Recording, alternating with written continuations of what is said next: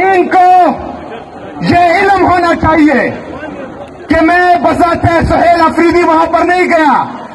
میں 4.5 کروڑ عوام کا وزیر اعلیٰ ہوں جنہوں نے مجھے ووٹ دیا ہے. یہ 4.5 کروڑ عوام پاکستان کے شہری ہیں. میں ان کی نمائندگی کر رہا ہوں. پورے پاکستان میں واحد عوامی مینڈیٹ سے آیا ہوا وزیر اعلیٰ ہوں. اور یہ مجھے میرے لیڈر میرے قائد جناب عمران خان صاحب سے ملنے نہیں دے رہے. یہ پاکستان تحریک انصاف کے ہر کارکن کے ساتھ ظلم کر رہے ہیں, جبر کر رہے ہیں, فسائیت کر رہے ہیں. انہوں نے عمران خان صاحب کو اور ان کی اہلیہ بشرا بی بی کو ناحق قید کیا ہوا ہے. 1 سال سے ان کے کیسز نہیں لگا رہے.